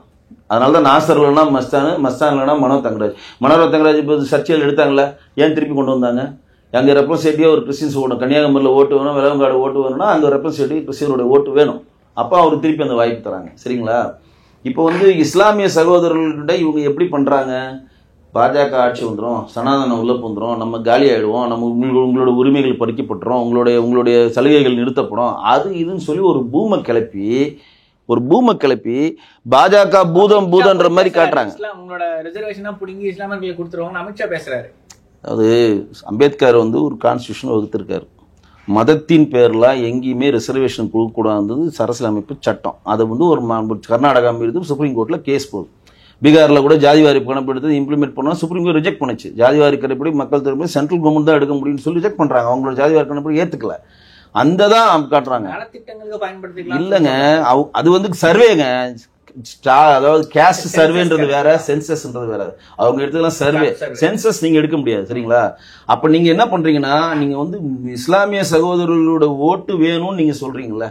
அப்ப இஸ்லாமிய சகோதரர்களுக்கு நீங்க என்னென்ன பண்ணீங்க, பிரதிநிதித்துவம் என்னென்ன கொடுத்துருக்கீங்க? இப்போ ஏடிஎம்கே வந்து அவருடைய அவைத்தலைவரா யார் வச்சிருந்தாங்க? தமிழ் முஸ்லிம் வச்சிருந்தாங்க. அவருக்கு எம்பி ஆக்கி அவங்க உள்ள கொடுத்துருக்காங்க. இப்ப இவங்களும் ஒரு எம்பி ஆக்கிட்டாங்க. இப்ப கூட ஒரு 3 ஜாதியில 3 எம்பி போடுறாங்க டிஎம்கே. இப்போ ஒரு ராஜ்யசபா எம்பி வச்சா, ராஜ்யசபா வந்துச்சா கிறிஸ்டின் மதத்தை சேர்ந்தவர்கள், சல்மா முஸ்லீம் மதத்தை சேர்ந்தவர்கள், இந்த சைடு ஒரு கிறிஸ்டின் மதத்தை சேர்ந்தவங்க, ஹிந்து ஒருத்தர் இதனை கொடுத்தாங்க, வில்சனை போட்டாங்க. அந்த சைடு வந்து சேலத்தை சேர்ந்தவர் ஒருத்தருக்கு போட்டாங்க. சரிங்களா? அப்ப இவங்க வந்து பாஜகவை வந்து பூதம் மாதிரி காட்டி சிறுபான்மையிட்ட ஒரு ஹாட் கேக்கு போய் நகர்த்துறாங்க அப்படின்னு தான் சொல்றேன். தவிர அவங்களுடைய கட்சிக்குள்ளேயே அவங்களுக்கு பிரதிநிதித்துவம் தராங்களாம், தரமாட்டாங்க. ஆவடி நாசர், மஸ்தான் இவர்களை தவிர வேற யாருன்னா ஒருத்தர் கொடுக்க மாட்டாங்க. இன்னொன்னு ஒரு விஷயம் சொல்றேன் பாருங்க. போன வாட்டி தாழ்த்தப்பட்ட துறை அமைச்சராக யார் வந்தது? கயல்வெளி இருந்தாங்க. இப்ப கயல்வெளி என்ன அமைச்சரா இருக்காங்க? சமூக நலத்துறை அதுவும் இருக்கிறாங்க. இப்ப தாழ்த்தப்பட்ட அமைச்சர் யாரு? மதிவேந்தன். ஏன் கயல்வெளியை மாத்துறாங்க தெரியுமா உங்களுக்கு? தேவேந்திர குல வேளாளர் தான் கயல்வெளி. அவங்க வந்து பட்டியலின சகோதரர்கள் கிடையாது. தேவேந்திர குல வேளாளர் பட்டியலின சகோதரர் இப்ப இருக்க வெளியில வந்துட்டாங்க. அவங்க வந்து தேவேந்திர குல சொல்றேன், எவ்வளவு மைன்யூட்டா ஒரு கட்சி செயல்படுறதை நீங்க புரிஞ்சு இது மக்கள்கிட்ட கொண்டு போய் சேர்க்கணும்ல. தேவேந்திர குல வேளாளர்கள்ன்றது வந்து பட்டியலின வந்து வெளியே வர சொல்லி நாங்க நரேந்திரன், நான் நரேந்திரன், நீங்க தேவேந்திரன் சொல்லி மோடி அவர்கள் சொல்லி சென்ட்ரல் கவர்மெண்ட் ஜியோ பாஸ் பண்ணிட்டான். இப்ப அவங்க வந்து பட்டியல் இவங்க வெளியேறல, பாஸ் பண்ணியாச்சு, ஜியோ பாஸ் பண்ணியாச்சு. ஸ்டேட் கவர்மெண்ட் எடுக்க வேண்டிய டிசிஷன் சென்ட்ரல் கவர்மெண்ட் டிசிஷன் எடுத்து கொடுத்துட்டாங்க அவங்கள்ட்ட. அப்ப ஒரு தாழ்த்தப்பட்டதற்கான அமைச்சர் ஒரு தாழ்த்தப்பட்டவருக்கு தான் கொடுக்கணும் தானே மதிவேந்தனை போடுறீங்க. இவங்களுக்கு எதுவுமே வேற இதுல ஏன் போடுறீங்க? ரைட். திருமாவளவன் இடையில மிகப்பெரிய ஒரு பிரச்சனை பண்ணார். அதிகமான சீட்டு வேணும், எங்களுக்கு உரியத்துவம், அதுக்கடல நாங்க போறோம் இது போன போறோம்னு சொன்னவனதான் இன்னைக்கு உயர்கல்வித்துறை அமைச்சர் ஷெயினை போட்டாங்க. அதுக்கு முன்னாடி உயர்கல்வித்துறை அமைச்சர் பொன்முடியை தூக்கணும்னா அதுக்கு முன்னாடி உயர்கல்வித்துறை அமைச்சர் யாருன்னா இருந்தாங்களா இங்க? சரி, இதெல்லாம் விடுங்க. இப்ப நீங்க வந்து பட்டியலின சகோதரர்களுக்காக பாடுபடுறவரு, ஒட்டுமொத்த கோயில் உள்ள பட்டியலின சகோதரர்லாம் உள்ள போகணும், பட்டியலின சகோதரர்களுக்கு வந்து மிகப்பெரிய ஒரு கட்டமைப்பை நாங்க தான் ஏற்படுத்துறோம், பட்டியலின சகோதரர்களுக்கான பாதுகாப்பு நாங்க தான் நீங்க சொல்றீங்க. ஏன் அறநிலையத்துறை அமைச்சர் பட்டியலின சகோதரர் போட மாட்டேன்றீங்க? ஏங்க நீங்க நாயுடு சமுதாயத்தை சேர்ந்து சேகர்பாபு கொடுக்குறீங்க? இதே காமராஜர் வந்து பரமேஸ்வர் வந்து என்ன உள்ள போட மாட்டேன்றாங்கன்னு வந்து சொன்ன உடனே, எந்த கோயில் உள்ளவனை விட மாட்டேன்னு சொன்ன உடனே காமராஜர் பேர்ல பரமேஸ்வரனை அறநிலைத்துறை அமைச்சரா போட்டாரு. தெரியுமா வரலாறு உங்களுக்கு? போட்டாருங்க. எவன்டா அவனை கோயில் விட மாட்டான், நீ தாண்டா அறநிலைத்துறை அமைச்சர் போடா வரலன்னாங்க. யாரும் அவன் வீட்டுல சாப்பிட மாட்டான்னு சொன்னுவான், இனிமேல் நீ சட்டசபைக்கு வந்தா எல்லாம் வந்து உன்னை வணங்குனான்னு சொல்லி அருந்ததி சமுதாயத்தை தனபாலத்துக்கு சபாநாயகர் ஆக்குனாங்க. யாரு? ஜெயலலிதா அம்மா. இந்த மாதிரி ஒரு விஷயம் திமுக பண்ணிருக்கா? உங்களால பட்டியலிட முடியுமா? பட்டியலிட முடியுமா உங்களால? அன்னைக்கு பரமேஸ்வரனை போட்டாரா இல்லையா? அன்னைக்கு பட்டியலின சகோதரர் வந்து ஒருத்தர் சொல்றாரு, என்ன உள்ள விடமாட்டாங்க, சாமி விடமான நீங்க போய் பாத்துங்க. அப்ப காமராஜர் சொன்னாரு, பட்டியல் முதல் தமிழ்நாடு கவர்மெண்ட்ல பட்டியலின சகோதரர் வந்து அறநிலைத்துறை அமைச்சரா போட்டது காமராஜர், தெரியுமா? அதே மாதிரி ஒரு அருந்ததி சமுதாயத்தை சேர்ந்த சபாநாயகர் முதல் ஆக்குனது ஜெயலலிதா அம்மா. இன்னைக்கு திமுக செஞ்சிருக்கா? என்ன பண்ணிருக்கீங்க? அதிகபட்சம் திருமாவளவன் ஒரு படம் காட்டினோம்னா செழிகனா உயர்கல்வித்துறை அமைச்சர் ஆகிறீங்க. இதுதான் நீங்க பண்ண சாதனை. இப்ப பட்டியலின ஓட்டு 20% ஓட்டு இருக்காங்க இல்லையா? இருக்குல்ல, 20% ஓட்டுங்க டேட்டா பட்டியலின சகோதரர்கள். அப்ப 38 அமைச்சர்கள் இருக்கிறாங்க. அதிகபட்சம் வந்து 20% ஓட்டுனா அவங்களோட பட்டியலின சகோதரர்கள் எத்தனை பேருக்கு அமைச்சர்கள் பதவி கொடுக்கணும்? 6 கொடுக்கணும். நீங்க வந்து முக்குளத்தூருக்கு எவ்வளவு கொடுத்துருக்கீங்க? யாதவருக்கு எவ்வளவு கொடுத்துருக்கீங்க? நாயுடுஸ்க்கு எவ்வளவு கொடுத்தீங்க? 13 அமைச்சர் தெலுங்காரா இருக்கிறாங்க அவங்களுடைய சட்டசபை, அவங்களுடைய அமைச்சர் பட்டியல, மினிஸ்டர்ல. அப்ப நீங்க ஜாதிவாதியா நீங்க வந்து பட்டியலின சகோதரருக்கு மேம்பட்டுக்கு நீங்க பாடுபட்டுனா 6 மினிஸ்டர் பட்டியலின சகோதரர் ஆறுமா இல்லையா? இன்னைக்கு அறநிலைத்துறை பட்டியலின கொடுத்துருக்கணும், பொதுப்பணித்துறை எதுக்கு நீங்க ஏவா வாழ்கிட்ட கொடுங்க, பட்டியலின கொடுங்க. அப்படியே நீங்க பட்டியலின சகோதரர்கள் கொடுத்தாலும் என்னென்ன கொடுக்குறீங்க? சுற்றுலாத்துறை, சமூக நல மேம்பாடு, சாதப்பட்ட இணையத்துக்கான ஒரு துறை இதானே கொடுக்குறீங்க. ஏன் பொதுப்பணித்துறை கொடுங்க, ஏன் வந்து சட்டம் உள்துறை அமுங்க, துணை முதல்வர் ஆக்குங்க. யார் வேணாது? இன்னைக்கு மாநில சீனிவாசன் ஒவ்வொரு கேட்கறாங்க, ஒரு பட்டியலின சகோதரர் துணை முதல்வர் ஆக்குன்றாங்க. ஏன் ஆக்க மாட்டேன்றீங்க? திருமாவளவன் கேட்கிறாரா இல்லையா? அப்ப நீங்க எதுவுமே பண்ணல. இது எப்படி நான் பட்டியலின சகோதரர்களுக்கு சொல்றேனோ அதே மாதிரிதான் இஸ்லாமிய சகோதரருக்கு சொல்றேன். அதே மாதிரி தமிழ்நாடு கவர்மெண்ட் தேர்தல் மேனிபெஸ்டோவில் நாங்கள் ஆட்சிக்கு வந்தா கட்சியினுடைய தமிழ்நாடு அரசினுடைய அறநிலைத்துறை பணம் இல்ல, தமிழ்நாடு அரசினுடைய பணத்தை வைத்து ஒவ்வொரு வருடமும் 1000 பேருக்கு இந்தியா ஃபுல்லா சுற்றுலம் கொண்டு போவோம்னு சொல்லி தேர்தல் மேனிபெஸ்டோல கொடுத்திருக்காரு. நீங்க 4 வருஷம் முடிஞ்சு இந்த 5ஆவது வருஷம் வரப்போறாங்க. இதுவரையும் 1000 பேர்ல யாரா கூட்டு போயிருக்காங்களா? அறநிலைத்துறை இருக்கக்கூடிய பணத்தை வைத்துதான் தமிழ்நாடு கவர்மெண்ட் செலவு பண்ணுது தவிர தமிழ்நாடு கவர்மெண்டுடைய பணம் 1 ரூபாய் கூட அறநிலைத்துறைக்கு இதுவரையும் வரல. அந்த மாநாடுக்கு நடந்த 400 கோடி நம்மளுக்கு தான். இன்னைக்கு கோர்ட் என்ன சொல்லுது? ஒரு அறநிலையத்தில் இருக்கக்கூடிய ஃபண்டு, அங்க இருக்க வேலை செய்யற வேலையாட்கள் பணியாட்களுக்கான சம்பளம், கோயில் மேம்பாடுன்னு சொல்லி 15% தான் நீங்க செலவு பண்ணணும். மிச்சம் 85% வந்து அந்த கோயில் மேம்பாட்டுக்கு மட்டும்தான் செலவு பண்ணணும். வேற எங்கேயும் ஃபண்ட் எடுக்கக்கூடாது. நான் எடுத்துட்டு போய் காலேஜ் கட்டுறேன், நான் எடுத்துட்டு போய் வணிக வளாகம் கட்டுறேன், நான் எடுத்துட்டு போய் முன்னேற்றத்துக்கு அந்த ஃபண்டை இதுல யூஸ் பண்றேன், நீங்க சொல்றதை ஏற்றுக்கொள்ள மாட்டேன்னு கோர்ட் வந்து மண்டையிலே கொட்டு வச்சிருக்கு தமிழ்நாடு கவர்மெண்ட்டுக்கு. இன்னைக்கு எங்கெங்க வணிக வளாகம் கட்டுறோம் எல்லாத்துலயும் ஸ்டே கொடுத்துருக்காங்க கோர்ட்டு. அது என்ன காரணம்னா அறநிலைத்துறை இருக்கக்கூடிய ஃபண்ட் அந்த கோயில், அது முருகனுடைய சொத்து, சிவனுடைய சொத்து, பெருமாளுடைய சொத்து, அதை பயன்படுத்தணும். அந்த கோயிலுக்கு சொந்தமான சின்ன சின்ன பாத்தியப்பட்ட கோயில் எங்க இருக்கோ அங்கு வந்து கும்பாபிஷேகம் பண்றதோ அங்க ஒரு விளக்கறியதுக்கான அந்த ஃபண்டை யூஸ் பண்ணலாம். தவிர அங்க ஒர்க் பண்ற கார் வாங்கி கொடுக்கறது, அங்க ஒர்க் பண்ற மாற்று மதத்துக்கான ப்ரொமோஷனுக்கான பணத்தை கொடுக்கறது, இதெல்லாம் தவிர்க்கப்படணும். பெருமளவுல ஒர்க் பண்றது இல்ல அறநிலையத்துறையில. அதுக்கு அந்த ஜிஓல இருந்து இந்துவா இருக்கணும்ன்ற கட்டாயமான விஷயங்களா இருக்கு. அப்படி கிடையவே கிடையாது. இந்த ஜிஓவை இன்றைக்கு ஆந்திர முதலமைச்சர் தெலுங்கு தேசத்தை சேர்ந்த சந்திரபாபு நாயுடு தான் திருப்பதியில பாஸ் பண்ணிருக்காரு. அங்க மாற்று மதத்தை சேர்ந்தவர்கள் யாருமே திருப்பதி மலையில இன்னைக்கு ஒர்க் பண்ணக்கூடாது. ஜிஓ பாஸ் பண்ணி எல்லாருக்கும் வாலண்டியர் ரிட்டைர்மெண்ட் கொடுத்துட்டாங்க. சில பேருக்கு வந்து ஒர்க் பண்ணணும்னு ஆசைப்பட்டாங்கன்னா வேற டிபார்ட்மெண்ட் மாத்திட்டாங்க. ஆனா தமிழ்நாட்டில் இருக்கக்கூடிய இந்த அறநிலையத்துறையில மாற்று மதத்தை மதத்தை சேர்ந்தவர்கள் ஒர்க் பண்றாங்க. அவங்க என்ன பண்ணுவாங்கன்னா, நான் இந்து மதத்தை ஏத்துக்கிறேன், இந்த வழிபாட்டு முறையில் என் நம்பிக்கை உள்ளதுன்னு ஒரு சத்தியம் பண்ணிட்டா போதும். ஏன் நீங்க என்னங்க நீங்க பேசுறீங்க?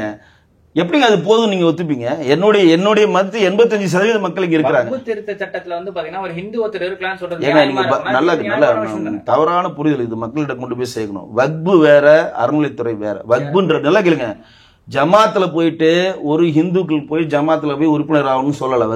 வக்புன்றது ஒட்டுமொத்த இஸ்லாமியர்களுக்கான பணத்தை நிர்வாகம் பண்ணுகிற நிர்வாக அமைப்பு தான் அது. அதுக்கு மதத்துக்கு சம்பந்தமே அது இஸ்லாம் அதுதான். இந்த இடத்துல இஸ்லாமியரோ கிறிஸ்தவரோ உள்ள போய் அர்ச்சனை பண்றதோ முக்கியமான கோயில் பணங்கள் நிர்வாகம் சார்ந்த விஷயங்களே இஸ்லாமியர்களோ கிறிஸ்தவர்களோ இருக்கு. ஐஏஎஸ் கேடர்ல எவ்வளவு கிறிஸ்டியன்ஸ் இருக்காங்க, முஸ்லீம்ஸ் இருக்காங்க அறநிலைத்துறையில. அது கூட வருங்க. நான் சொல்றது வந்து வக்புக்கு இதுக்குன்றது டிஃபரெண்டா புரிஞ்சுங்க. அதுல கூட பாத்தீங்கன்னா ஃபர்ஸ்ட் 3 பேரு 4 பேர் 22 பேர் ஒட்டுமொத்த நேஷனல் வக்பு கமிட்டியில. அதுல வந்து 3ல இருந்து 4 பேர் மட்டும்தான் பெண்கள் 2 பேர் இருப்பாங்க, நான் முஸ்லிம்ஸ் ஒரு 3 பேர் இருப்பாங்க. மற்றபடி முடிவெடுக்க அதிகாரம் ஃபுல்லா இஸ்லாமிய சகோதரர்கிட்ட தான் அங்க கொடுக்கப்பட்டிருக்கு. அதை மேற்பார்வை பண்றதுக்கான ஒரு பிரதிநிதித்துவம் அவ்வளவுதான். தவிர நீங்க ஜமாத்லயோ மசூதிலயோ நீங்க உள்ள போகவே முடியாது. நிர்வாகன்றது வேற, கோயில் உள்ள போகின்றது வேற. இந்த அறநிலையத்துறையிலுமே இந்த கோயிலுக்கு பூஜை பண்ணக்கூடாதுன்னு ஏதோ ஒரு இடத்துல இஸ்லாமியர் தடுத்தாரோ இல்ல கிறிஸ்டியர் தடுத்தாரோன்ற மாதிரி அந்த ஒரு செய்தியாவது இருக்கா சொல்லுங்க. இல்ல நம்ம அதெல்லாம் நாம அதுல போக விரும்பல. நிர்வாகம் சார்ந்த விஷயங்கள ஒருத்தர் 2 பேர் இருக்கிறதுல பேசா நம்ம வந்து இந்த நீங்க ஒரு இந்துக்கள் வந்து நான் இந்து கோயில்ல வந்து நான் வந்து ஒரு இந்து இல்ல, ஆனா நான் உங்க சமுதாயத்தை நான் மதிக்கிறேன். இப்ப திருப்பதி கோயில நான் இந்துஸ் போனா என்ன பண்ணணும் தெரியுமா உங்களுக்கு? ஜெகன்மோகன் ரெட்டி நான் இந்து, அவர் கிறிஸ்டியானிட்டி இப்போ ஃபாலோ பண்றாரு. அவர் திருப்பதிக்குள்ள எப்போ போனாலும் கீழே ஒரு லெஜர் சைன் பண்ணணும் தெரியுமா உங்களுக்கு? நீ பவன் கல்யாணுடைய வைஃப் சில கோயில்ல நம்ம எழுதியே போட்டுருவோம், நான் இந்துஸ் நாட் அலோட் இந்த டெம்பிள் எழுதியே போட்டிருப்பாங்க. அந்த ஆகம விதியை அவங்க நம்புறாங்க. அவங்க நம்புறாங்க அந்த ஆகம விதியை நம்ம ஃபாலோ பண்றோம். அப்ப இப்ப ஜமாத்லயோ ஒரு மசூதிலயோ ஒரு நான் இந்துஸ் ஒருத்தன் வேலை செய்யறான்னு உங்களுக்கு ஒருத்தரை காட்ட முடியுமாங்க? எங்கன்னா காட்டுங்க பாப்பா, நீங்க எதனா ஒரு இதுல காட்டுங்க. அப்படி நீங்க சர்ச்ல காட்டினா கூட அவனை கன்வெர்ட் பண்ணுவானுங்க. உடனே அவன் ஒரு 4 மாசம் வேலை செய்வான், 5ஆம் மாசம் அவனுக்கு பிரிட்டோன் பேரை வச்சு நீ இனிமேல் இதை ஏசு தாண்டா அவனுக்கு எல்லாம் சொல்லி கன்வெர்ட் பண்ணுவானுங்க. ஆனா இஸ்லாமிய சகோதரி யாருமே நான் மதத்தை ஏன்னா கல்யாணமே சொல்றாங்க. ஒரு உதாரணம் சொல்றேன், உங்க நடைமுறைக்கு சொல்றேன். இஸ்லாமிய சகோதரர்கள் என் நண்பர்கள் தான், நடைமுறைக்கு சொல்றேன். இப்போ ஒரு இந்து பொண்ணும் முஸ்லீம் பொண்ணும் இந்து பையனும் காதலிக்கிறாங்க. அந்த முஸ்லீம் பொண்ணு வந்து இந்துக்கா கன்வெர்ட் ஆகுதா? கல்யாணம் பண்ணிக்கணும் அவங்க ஃபர்ஸ்ட் வைப்பாங்க, அப்போ அவனுக்கு கல்யாணம் பண்ணிக்கிறேன் நாங்கள் மதத்துக்கு எதிரானல நீங்க இஸ்லாமிய கன்வெர்ட் ஆகிக்கோ. கன்வெர்ட் ஆகிறாங்களா இல்லையா? நீங்க மறுக்க முடியுமா? அதை சில பேர் அதுக்கு ஒத்துக்க மாட்டாங்கன்னு வைங்க. இல்லைங்க எனக்கு இந்த கல்யாணம் வேணாங்க நான் இந்துவா இருப்பேன்னு சொல்லுவாங்க. சில பேர் ஒத்துக்கிட்டு கன்வெர்ட் ஆகிறானா இல்லையா? அப்புறம் தனிப்பட்ட விருப்பம்ல நான் அது உள்ள போக விரும்புங்க. அந்த மாதிரி தான் சொல்றேன். நீங்க கேஸ் அங்க இருந்தாலும் உங்களை மாத்திடுவாங்க. ஆனா இங்க இந்து அறநிலையத்துறையில அப்படி கிடையாது. முதல்ல ஒரு மதம் அப்படின்றது மாறக்கூடிய ஒரு விஷயம் தான். என்ன அப்படின்னு பாத்தீங்கன்னா எல்லாரும் ஒரே வழி. இப்ப அப்பரோட கதைலாம் நம்ம படிச்சிருக்கோம். ஒரு சூழலை நோய் கொண்டு ஆட்கொண்டாரு, மற்ற மதத்தை ஃபாலோ பண்ணாரு. மற்ற மதத்தை ஃபாலோ பண்ணவங்க சமணர்களை கழுவேற்றிய சைவர்கள் அப்படின்ற மாதிரி விஷயங்கள்லாம் இருக்கு. கோயிலாச்சும் இது பண்ணிட்டு இருக்காங்க, ஒரு வழிபாட்டு முறையாவே அதை பண்ணிட்டு இருக்காங்க. அதனால வந்து மதம் சார்ந்த விஷயங்கள் மதம் மாறக்கூடிய ஒரு விஷயம் தான். அவங்களோட நம்பிக்கை சார்ந்த விஷயம். இப்ப இந்த முருகர் கிட்ட வேண்டி நடக்கல, பெருமாள் கிட்ட வேண்டி நடக்கல. நீங்க மதம் மாறுங்க, நல்லா சொல்லுங்க. மதம் மாறிட்டு இருக்கிறப்போ நீங்க இந்துக்களுக்கு மதத்துக்கு சம்மந்தமே கிடையாதுங்க. குறிப்பா சொல்லுவாங்க தமிழ்நாட்டுக்கு மதத்துக்கு சம்மந்தமே கிடையாதுங்க. நான் வந்து முழுக்க ஒரு முருக பக்தர். ஆனா ஒவ்வொரு வருடமும் நான் வேளாங்கண்ணிக்கு போவேன், நாகூர் தர்காவுக்கு போவேன். என்னுடைய மதம் வந்து ஒன்றே குலன் ஒருவனே தேவன்ற கான்செப்ட்ல இருந்தாலும் என்னுடைய இதுக்கு மனசை பொறுத்தவரும் இயேசுவும் ஒண்ணுதான், முருகரும் ஒண்ணுதான், அல்லாவும் ஒண்ணுதான் நான் நினைப்பேன். ரைட்டா? இதுல மாற்று இல்லை. இங்க எல்லாருக்குமே அந்த தெளிவு இருக்கு. தெளிவு இல்லாம இருந்தா வேளாங்கண்ணி இத்தனை பேர் நடந்து போக மாட்டாங்க, நாகூர் தர்காவுக்கு இத்தனை பேர் போக மாட்டாங்க. உங்களுக்கு உடம்பு சரியில்லை, உங்க குழந்தைக்கு உடம்பு சரியில்லை, நீங்க எந்த அப்போலோ ஹாஸ்பிட்டல் போக போதில்லை, லோக்கல் தர்காவுக்கு போவீங்க. அவர் வந்து இன்னைக்கு நான் வந்து டிடி பொதுகைக்கு பேச போறப்ப மவுண்ட் ரோட்ல இருக்கக்கூடிய தர்காவில் போய் நின்று தரிசனம் பண்ணிட்டு தான் போவேன். அங்க வந்து வணங்கிட்டு தான் போவேன். ஏன்னா என்னுடைய நம்பிக்கை அதன் பேர்ல. நான் எல்லாமே ஒரே கடவுள் நினைக்கிறவன். இதே அவேர்னஸ் தான் எல்லாருமே. நம்ம கேட்கறது என்னன்னா இதெல்லாம் கடவுள் இல்ல, இது மட்டும் தான் கடவுள்னு நீங்க அழுத்தி சொல்றீங்க பாருங்க. மதம் மாற்றத்துக்கு நாங்க எந்த எதிர்ப்பும் கிடையாது. ஆனா மதம் மாற்றத்தை ஒரு வேலையா எடுத்து அழுத்தி சொல்றீங்க பாருங்க, அதுதான் நாங்க எதிர்க்கிறோம். நீங்க இப்ப வந்து அண்ணாமலை கூட அன்னைக்கு வந்து மேற்கோள் காட்டினாரு, இந்துக்களுடைய பாப்புலேஷன்ஸ் குறைஞ்சிக்கிட்டே வருது, இஸ்லாமியர்களுடைய பாப்புலேஷன் அதிகமாக வருது, கிறிஸ்டியானிட்டி பாப்புலேஷன் அதிகமாக வருது. ஹிந்து நாடுன்னு சொல்லப்படுகிறது நாடுன்னு பார்த்தா நேபாள் மட்டும் தான் தன்னை இந்து நாடு அறிவிச்சிருக்கு. தமிழ்நாடு இந்தியா கூட இந்து நாடு கிடையாது, மதச்சார்பற்ற நாடு தான் இந்தியா, செக்குலர் கண்ட்ரி தான். இப்போ நீங்க இஸ்லாம் கண்ட்ரில இன்னைக்கு வந்து ஈராக்கும் இஸ்ரேலுக்கும் வர போரே மதம் சார்ந்து தான். அப்படின்னு அவன் ஜாதிக்குள்ளேயே ஒரு உட்பிரிவு சார்ந்தது தான். அவன் ஈராக்னா நினைக்கிறான் நம்ம ஷியாவா இருக்கிறோம், சன்னி மேல இருக்கக்கூடாது, நம்ம தான் பெரிய ஆளு மாதிரி காட்டணும், நம்ம கிட்ட தான் அணுவில் இருக்கு, ஒட்டுமொத்த முஸ்லீம் கண்ட்ரி நம்ம கீழே வரணும் அப்படின்னு சொல்லி யூதர்களை எதுக்கணும்னு சொல்லி அவன் பண்றான். அது வந்து பெரிய ப்ராசஸ் அது. அப்ப நம்ம என்ன சொல்ல வரோம்னா, எல்லா மதமும் எல்லா இதுவும் இங்க நாங்க எந்த தடையும் சொல்லலை. இந்த இந்தியாவில் பிறக்கப்பட்ட எல்லாருக்கும் இங்க வாழ உரிமை இருக்கிறது. இங்க இருக்கக்கூடிய இஸ்லாமியர்களும் இங்க இருக்கக்கூடிய கிறிஸ்தவ மதத்தை சேர்ந்தவர்களும் என்னுடைய ரத்தங்கள் தான், என்னுடைய டிஎன்ஏ தான். 3 தலைமுறைக்கு முடியாது, அவங்க இந்துக்கள் தாங்க. அவங்க அந்த மதம் சார்ந்து போறாங்க, வரவேற்கிறாங்க. எந்த மதமா இருந்தாலும் அந்த மதம் உன்னுடைய மார்க்கம் உனக்கு பெரியது, என்னுடைய மார்க்கம் எனக்கு பெரியது, அதுல மாற்றே இல்லை. ஆனா அந்த மதம் மாற்றத்தை கட்டாயப்படுத்தி திணிக்கிறீங்களே, அதுதான் எதிர்க்கிறோம். அந்த மதம் மாற்றம் பண்றதுதான் எங்க கடவுள் தான் உண்மையான கடவுள், நீ அந்த கடவுளை கும்பிட்டா உன சுடுறன். பெகல்காம் சுட்டானா இல்லையா? அது எவ்வளவு பெரிய தீவிரவாதம். பெல்காம்ல என்ன சொல்லி சுட்டான்?